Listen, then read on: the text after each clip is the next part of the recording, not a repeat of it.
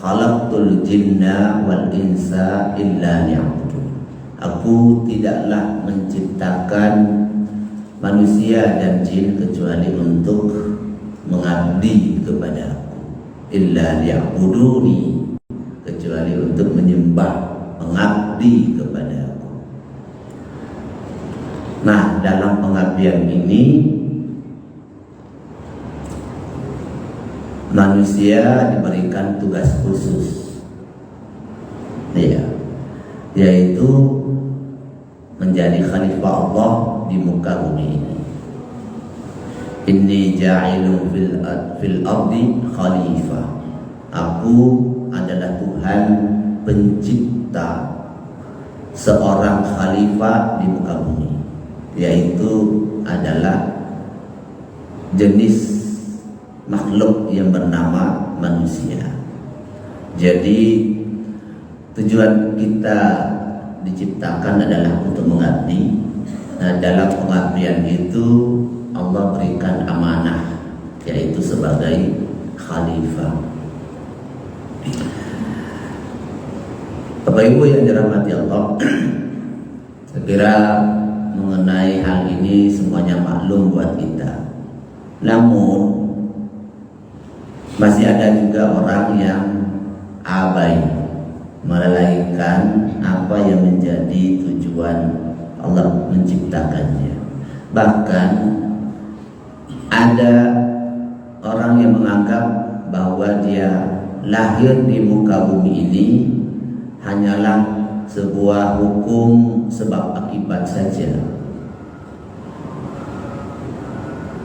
sebagaimana makhluk-makhluk yang lain lahir, tumbuh, mati. Begitu juga analoginya kepada dirinya. Saya tidak pernah menginginkan untuk hidup dan juga tidak pernah menentukan siapa orang tua saya, di mana saya akan lahir dan di mana saya akan hidup, di mana saya akan mati. Nah, kenapa kita membutuhkan Rasul untuk memberitahu bahwasanya kita tidak hidup secara alamiah seperti itu, tetapi kita punya misi, kita punya tujuan Allah menciptakannya, yaitu untuk menjadi hamba Allah dan juga sebagai khalifah Allah. Oleh karena manusia diberi tugas khalifah, maka tentu membutuhkan bimbingan, membutuhkan petunjuk. Maka petunjuk itu Allah turunkan kepada umat manusia dengan mengutus para nabi, para rasul, dan melengkapi mereka dengan kitab-kitab untuk memberitahu bahwasanya manusia itu bukanlah lahir diciptakan lalu mati seperti makhluk yang lainnya, tetapi memiliki tujuan dalam kehidupannya. Kenapa dibutuhkan nabi dan rasul dan kitab? Karena begitu. Kalau kita tidak ada yang ngajarin, maka tidak tahu, karena manusia itu zaluman jahula, mudah untuk menzalimi dirinya sendiri, dan jahil, lebih banyak tidak tahunya. Namun manusia diberi potensi untuk mengetahui banyak. Oleh karena itu Allah Subhanahu wa ta'ala sejak menciptakan Adam diajari oleh Allah tentang segala hal. Fa'allama Adam al-asma'a kullaha. Allah mengajarkan Adam nama-nama semuanya. Nama Tuhan tentu saja dan nama makhluk. Sehingga dengan nama itulah manusia bisa menjadi khalifah. Coba kalau tidak ada mengenal nama, apa yang bisa dilakukan menyatukan manusia, nggak bisa. Artinya Allah ada proses taklim, wa 'allama Adama, Allah mengajari Adam. Cara Allah mengajari Adam, ada melalui wahyu, ada melalui panca indera Adam itu sendiri. Dengan panca indera manusia belajar, ya, manusia belajar untuk mengenali diri, mengenali lingkungannya, melihat keteraturan. Karena Allah melengkapinya dengan akal dan hati. Hati adalah pusat pengendali dalam diri manusia dalam rangka menjalankan tugasnya sebagai hamba dan sekaligus sebagai khalifah Allah di muka bumi. Jamaah yang dirahmati Allah,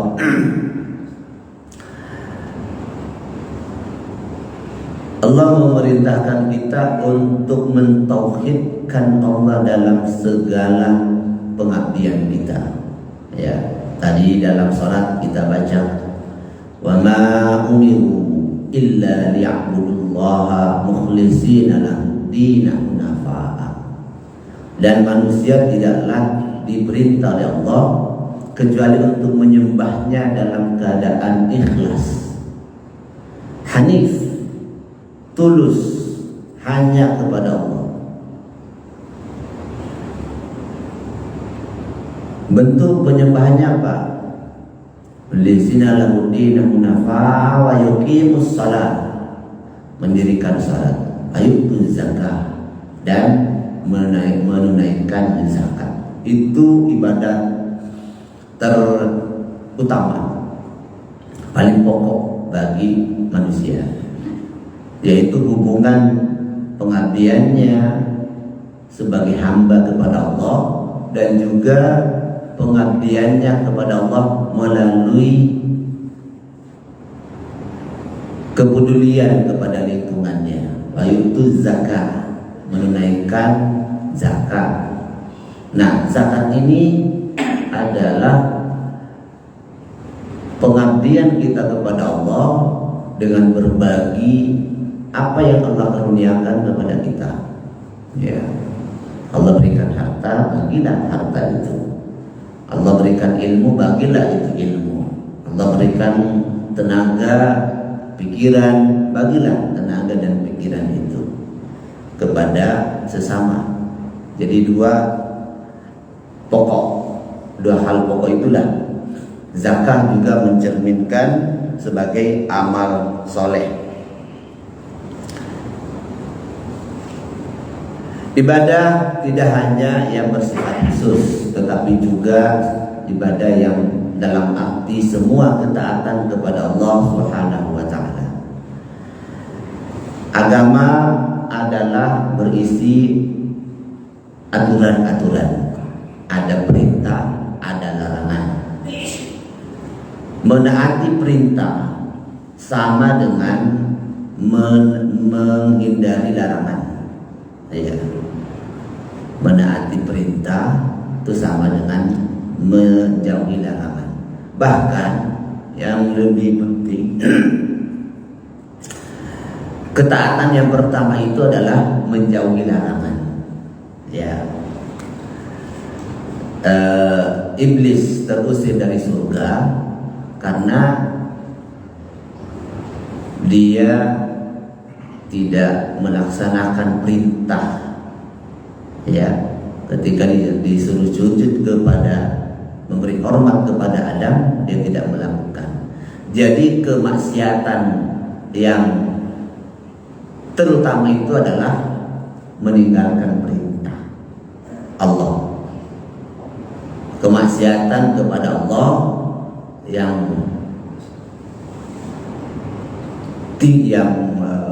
besar, yang paling maksiat itu adalah meninggalkan perintah,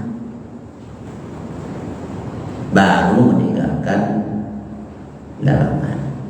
Jadi kalau sudah diperintah, itu adalah ibadah, melaksanakan perintah.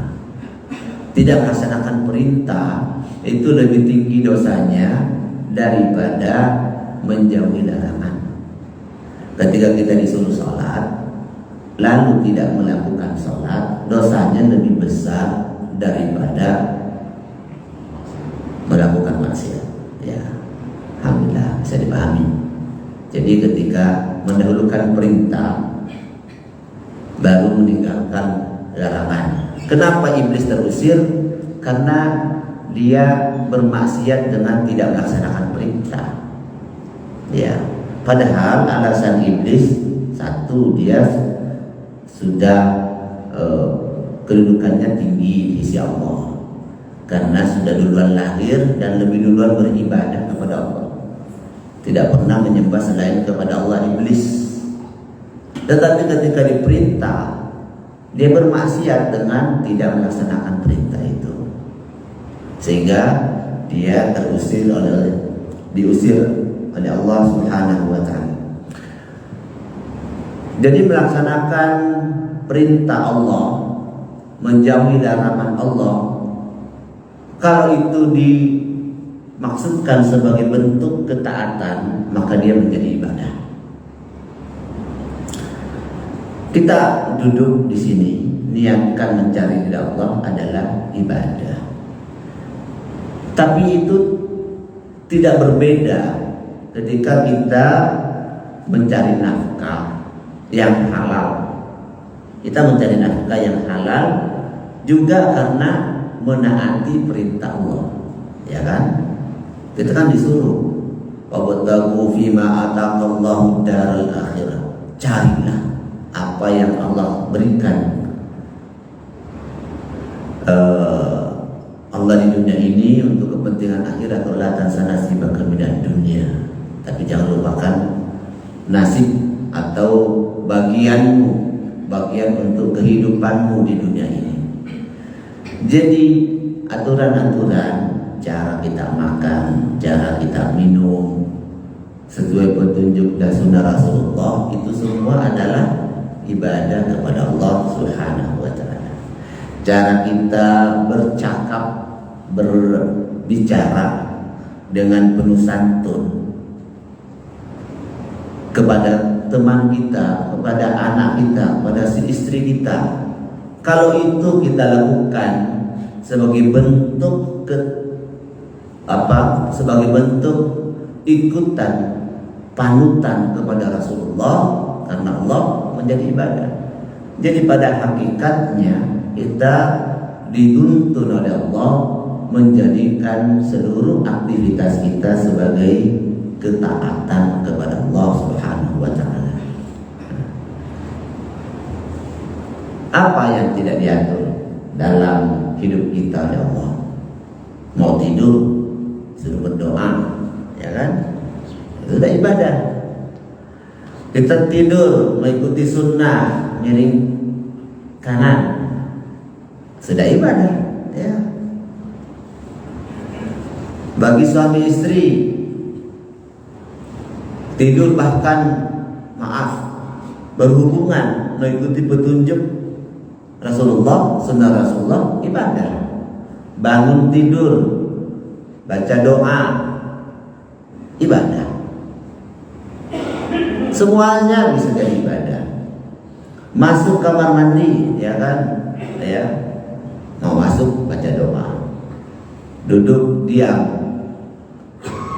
menutup aurat, ibadah. Keluar buang air pun jadi ibadah. Jadi apa yang tidak bisa jadi ibadah buat kita? Semuanya bisa jadi ibadah kepada Allah Subhanahu wa ta'ala. Nah, untuk menjadikan semuanya menjadi ibadah, tentu yang pertama tadi yang harus kita pahami, semuanya dilakukan sebagai bentuk ketaatan kepada aturan atau contoh yang ditunjukkan oleh Rasulullah Sallallahu Alaihi Wasallam. Yang kedua, harus, ini syaratnya ya, jadi niatnya kepada mencari Allah. Yang kedua itu mengikuti tuntunan Allah dan dicontohkan oleh Rasulullah. Tidak boleh keluar, karena niat tidak cukup. Niat karena Allah ingin membantu orang yang susah, ya kan? Niatnya bagus. tetapi tidak mengikuti caranya, tuntunan Rasulullah. Jadi dia korupsi, ya kan? Korupsi, nyuri, nipu. Niatnya bagus, seperti Robin Hood, ya, ingin bantu orang miskin. Niatnya sudah bagus, tapi syariatnya tidak bagus. Itu tidak disebut sebagai ibadah. Maka harus sesuai dengan petunjuk Allah. Niatnya bagus, caranya juga harus bagus. Kecuali memang seperti si Pitung, ya, terjadi kezaliman, tidak ada yang bisa membela, itu namanya perlawanan kepada kezaliman. Itu ceritanya lain lagi, ya, karena memang tidak ada jalan lain, ya, seperti sekarang misalnya masyarakat Palestina, tidak ada jalan lain, ya, harus dilakukan dengan pembunuhan, ya, Allah Ta'ala yang dicontohkan oleh baginda Rasulullah Sallallahu Alaihi Wasallam. Bapak Ibu yang dirahmati Allah, dan dalam melaksanakan ibadah ini, ya, ketaatan semuanya,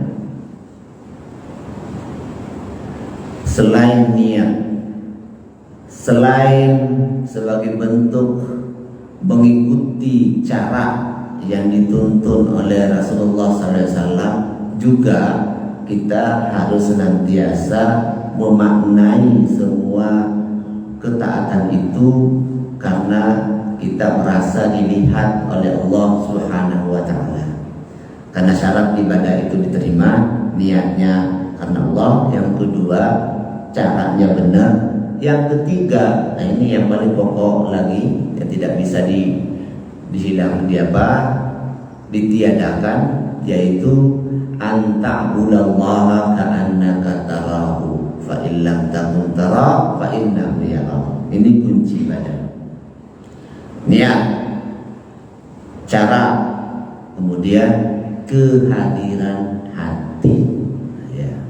Engkau menyembah Allah seakan-akan melihat, atau paling tidak engkau menyembah Allah, engkau yakin Allah melihat engkau melakukannya, ya. Jadi mau tidur, kita baca doa, kita menghadirkan Allah dalam berdoa, itu. Kita bekerja mencari nafkah, kita hadirkan Allah di saat kita bekerja. Tidak hanya di awal niat diluruskan bekerja, lalu di tengah-tengahnya kita abaikan. Memang kita tempatnya manusia lupa dan salah, tetapi itu hendaknya semua ibadah itu dilakukan dengan khusyuk, ya, khusyuk, Pak. Khusyuk itu ada rasa ketundukan kepada Allah Subhanahu wa Ta'ala. Itulah ihsan, ya, itu ihsan. Karena syarat ibadah itu anta'budallaha ka'annaka tarahu fa illam takun tarahu fa innahu yarak. Engkau beribadah seakan melihat, atau engkau beribadah mengabdi dan merasa Allah melihat kita. Nah, ini sangat luas sekali. Inilah orang yang akan terbimbing oleh petunjuk dari Allah kalau senantiasa menghadirkan Allah dalam kehidupannya. Sehingga apapun yang dilakukan, terutama kita bekerja, harus dilakukan dengan sebaik-baiknya. Karena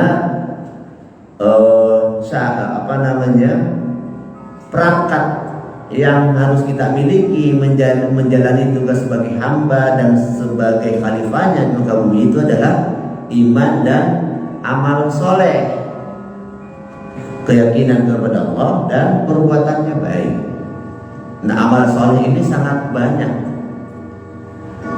spektrumnya. Misalnya nih, maaf, di pengurus masjid, amalnya harus soleh, kerjanya harus baik, ya, menyusun jadwal, memberikan pelayanan untuk kenyamanan para jamaah, menyiapkan segala hal-hal yang dibutuhkan oleh jamaah. Nah, itu kerja bagus. kerja bagus itulah bahasa Arabnya amal soleh. Ya, yang sebagai marbot misalnya, yang kerjakan tugasnya dengan baik dan benar, itu amal soleh. Jadi amal soleh selain amal yang terkhusus dengan ibadah khusus, sholat, puasa, zakat, yang tidak kalah pentingnya itu adalah perbuatan-perbuatan di luar itu. Apapun amal kita, profesi kita, kerjakanlah dengan sebaik-baiknya, niat karena ridha Allah, kerjakan sesuai petunjuk Rasulullah, hadirkan Allah dalam melakukannya. Insya Allah semua hidup kita menjadi ibadah. Dan orang yang sudah menjadikan dirinya sebagai hamba akan diberikan kehidupan yang damai, nyaman, tentram, ya. Anna ahlal Qur'an amanu wattaqaw la fatahna 'alaihim barakatun minas sama. Andaikan orang itu beriman dan bertakwa. Takwa itu iman dan amal soleh, ya. Pasti aku akan berikan kehidupan yang nyaman, turunkan berkah dari langit. Hidup itu yang kita carikan kenikmatan. Jadi kenikmatan di dunia dan di akhirat. Kalau sudah menjadikan semua kehidupan kita sebagai ibadah, itulah yang akan menjadi kekasih-kekasih Allah di dunia ini, ya. Kekasih Allah itu para wali-wali Allah. Inna awliya Allah la khaufun alaihim wa la hum yahzanun, ya. Wa lahumul busra fil hayatid dunya wa fil akhirah. Nah, itu janji Allah begitu. Orang yang sudah menjadi kekasih-kekasih Allah, yang menjadikan seluruh hidupnya sebagai hamba, sebagai pengabdi, dalam salat iya, dalam buang air iya juga, dalam bekerja juga iya sebagai hamba, maka dia akan diberikan kehidupan yang damai. La khaufun alaihim wa la hum yahzanun. Tak pernah lagi dia ada rasa takut menghadapi dunia ini. Damai hidup dia. Tidak akan pernah lagi bersedih dia. Dia akan selalu senang. Lahumul busra fil hayatid dunya. Akan senantiasa tersenyum. Ya, akan senantiasa tenang, damai. Emang apa yang kita cari? Cari uang kan ingin tenang hidup, ingin dan bahagia. Ya. Namun Allah sudah mengunci kebahagiaan itu hanya bisa didapatkan bagi orang yang beriman dan beramal soleh. Artinya hanya orang yang menjadikan dirinya sebagai hamba di hadapan Allah Subhanahu wa ta'ala, ya. Ada kebahagiaan di dunia, apalagi nanti kebahagiaan di akhirat. Mudah-mudahan, ya, ketaatan-ketaatan yang kita berikan itu dapat kita nikmati di dunia ini. Karena ketaatan itu tidak ada manfaatnya bagi Allah, ya. Bukan manfaat itu kembali kepada Allah, tapi manfaatnya kepada kita sendiri. Kita sholat dilatih oleh Allah untuk hanya tunduk kepada Allah, sehingga tidak tunduk kepada manusia. Tidak ada orang yang lebih besar daripada Allah, karena kita sudah hanya mengagungkan, membesarkan Allah dalam sholat kita. Dengan zakat kita dilatih oleh Allah untuk peduli dengan sesama kita. Sehingga dengan kepedulian itu kita membangun relasi, membangun harmoni, membangun kedamaian kepada sesama. Ya, tadi hubungan horizontal kita kepada sesama terbangun dengan baik, kepada Allah terbangun dengan baik, kepada sesama kita terbangun dengan baik. Allah melatih kita untuk mengendalikan ego kita, mengendalikan kerakusan dan ketamakan kita dengan berpuasa. Semua latihan itu, semua kembali kebaikan, ibadah-ibadah itu kembali kepada kita. Dengan berpuasa kita bisa mengendalikan diri, ya. Mengendalikan diri itu sesuatu yang membuat hidup kita itu nikmat. Coba kalau tidak terkendali, Semua jalan kita akan mau tempuh, yang halal maupun yang haram, kalau tidak ada pengendalian diri. Nah, Allah melatih kita dengan salah satunya dengan berpuasa. Jadi nggak ada manfaat ibadah itu kepada Allah. Bahkan dalam hadis qudsi disebutkan, walaupun kamu jadikan seluruh hidupmu itu ibadah semuanya, tidak menambahi keagungan Allah. Ataupun menjadikan hidupmu itu maksiat, jahat, tidak mengurangi keagungan Allah. Ya, la syakartum la zidannakum man yashkur fa inna. Siapa yang bersyukur itu sebetulnya mensyukuri. Faman amila shalihan falahu. Siapa yang melakukan kebaikan maka itu untuk dirinya sendiri. Semua ayat Al-Qur'an menyatakan semua kebaikan itu kembali kepada diri kita sendiri. Jadi kalau ingin bahagia, lakukanlah kebaikan. Ya, logikanya seperti itu. Dengan kita taat kepada Allah, sebetulnya kita ingin meraih kebahagiaan kita sendiri di dunia ini dan di akhirat nanti. Tentu saja Allah sudah menyiapkan segala balasan-balasannya yang tinggi di surga, dan Allah jauhkan kita daripada api nerakanya. Memang motivasi kita beribadah macam-macam. Karena itu bergantung pada kualitas kekuatan jiwa kita. Ada orang beribadah karena mengharapkan ingin meraih bonus nanti di akhirat masuk surga. Itu bagus, motivasi yang bagus, sehingga wujudnya dalam hidupnya adalah beribadah. Walaupun niatnya dengan niat untuk mendapatkan surga, bagus, wujudnya beribadah. Ada juga orang yang termotivasi melakukan ibadah supaya nanti di akhirat tidak diazab, takut akan azab Allah.